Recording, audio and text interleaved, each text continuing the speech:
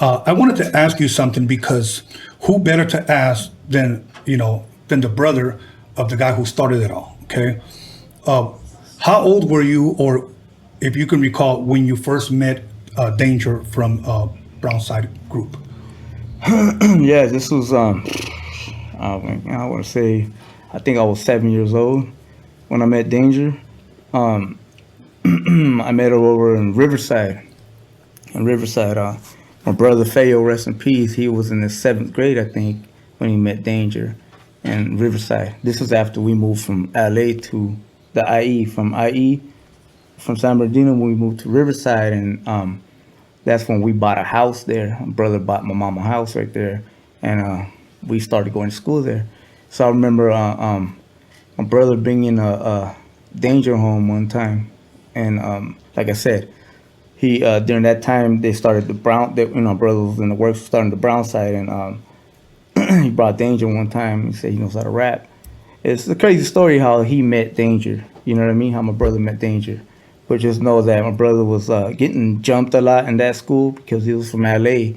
And out there, back in those days, people from the IE area of Riverside especially, they didn't like people from LA back then. And what happened was my brother was getting jumped like every day almost. And Danger was a regular kid back then. And he helped him out one time, started knocking fools out. And Danger told me this story one time that he used to always trip out how my brother never used to run. He used to always stand his ground. And Danger, he used to admire that shit from my brother and shit. So he one time he jumped up when they were jumping my brother, and he started boxing with those fools too and shit. So they became best friends after that.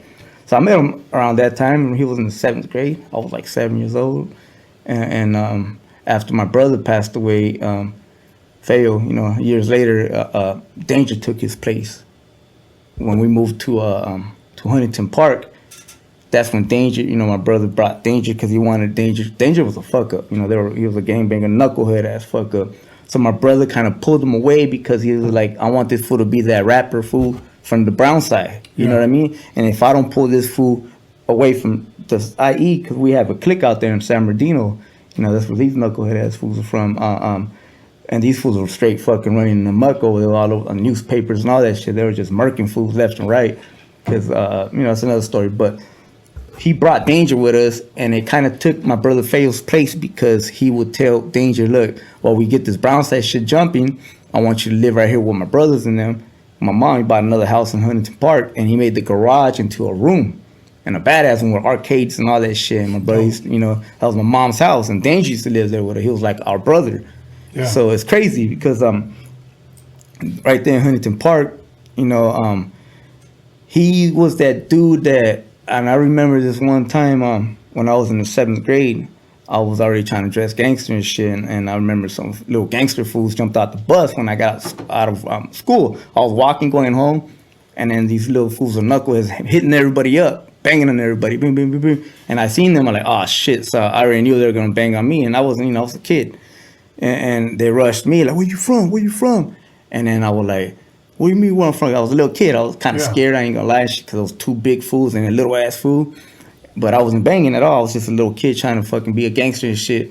But I was from a little tagging crew that Danger had started for us back then called DAY, and that was down ass youngsters. Yeah. So yeah. So I said that shit, and they're like, "Whoa, fuck DAY," and they started beating me up. Bing, bing, bing, bing, bing.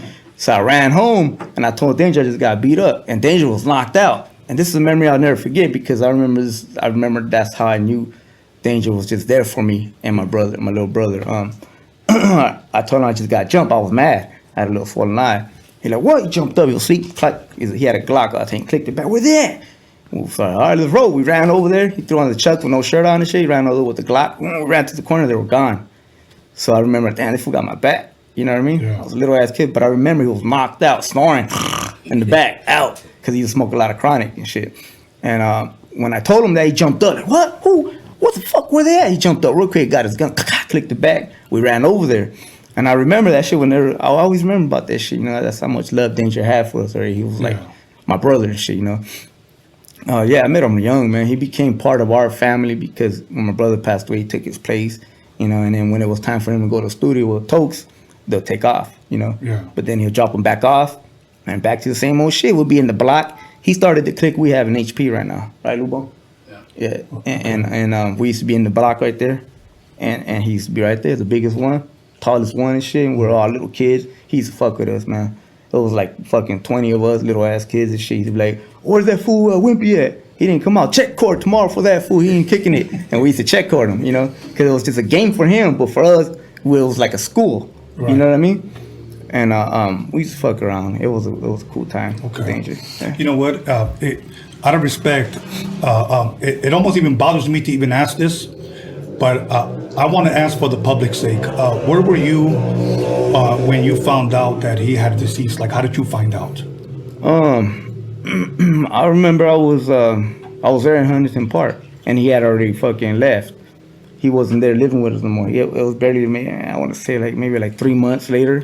He went back to San Bernardino because that's where his clique is from, you know, in the IE. And because see, Eastside Tres it's in LA and San Bernardino. Okay. You know, and his clique, that's where he was at. That's where his tight homies was at. That's where all the hoes he knew were at, and that was his spot. He was known for over there. Yeah. Like the enemies back then knew who he was. They knew who all the homies were. Yeah. But he was back there. He had already left the house. He was just kind of getting frustrated of the Brownside shit taking too long to come up, you know, because he wanted to make money. Right. You know, so he started hustling out there, and he started fucking up again, you know. And I remember I was at the house, and I remember someone called and said Danger just died. They just found out that he got killed out there. And I remember that shit hit me like a pound of bricks and shit, you know, because I felt like I lost a brother that day. My little brother, little David and shit, he started crying. My tears started coming out and shit, you know. Yeah. And that shit, I remember I was in Huntington Park, you know, it was maybe around, I want to say like 10 o'clock at nighttime when we had that phone call. Okay. Yeah. Okay. Now, switching gears up a little bit, your story when you first met Wicked. Mm-hmm.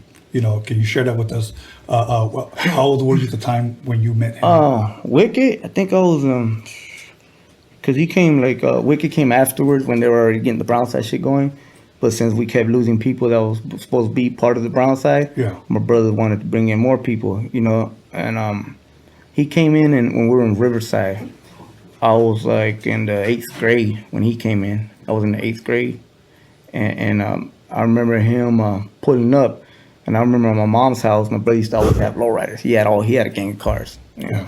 He had a fucking 61, a white with baby blue, like he was saying. Yeah. And then he had a 63. He used to call it a sexy 3. 64. He had one of Eazy-E's cars there. That Eazy used to leave it right there. He had sold it to Eazy-E, but then Eazy-E would brought it back one time and said, "Hold it right here," because I think Eazy-E had a little hoe. He was fucking in Huntington Park. He had a Mexican little girlfriend back then. But that car right there, remember one time we took off on that shit, Lubo?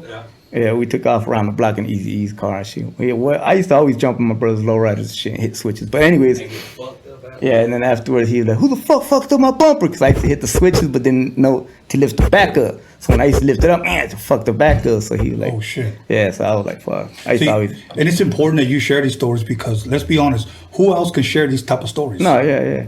I used to get my ass whipped. My brother used to fuck me up. I ain't gonna lie. He used to fuck me up because I used to do dumb shit, you know.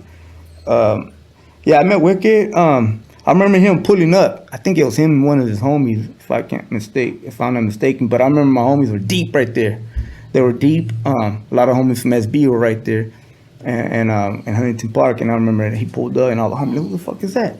And they're like, "Oh, hey, I'm looking for I think he said Toker. I don't know if she said Beaver. I forgot, but then they called my brother, and he came on. That's what I remember. I remember they were chopping it up, but I didn't know that he was gonna be part of the Brownside yet. You know, I didn't know none of that shit. You know, so I just remember that he pulled up and they were chopping it up. He jumped in the car with him and shit, and they were listening to some music. And then afterwards, he started coming around a lot more. Okay. You know? Correct me if I'm wrong. You had said that your brother was trying to add more members to the Brownside. Was it more than just Toker, Danger, and Wicked? Yes, it was my brother Fayo, rest in peace, you know. The homie Boxer, rest in peace. And of course, Danger, rest in peace. Right. But Boxer was the homie's brother there, because he was like my brother's right-hand man around that time. He was always there with him. Boom, boom, boom, boom, boom. He was in every single Brownside cover. I think a couple of them, right? All of them. Boxer was just that dude. He was a smart dude. My brother used to like him because he had a good head on his shoulder and shit. Yeah. You know, he was like obviously a member because he was there all. You know, I don't know if he was gonna become a rapper. Was he gonna rap or what? No, he wasn't gonna rap. He just was that guy. Yeah, he That's was why just he made yeah. the song "Standing by My Graveside" for boxing. Yeah, for the home boxer, but you know, he was just part of that crew.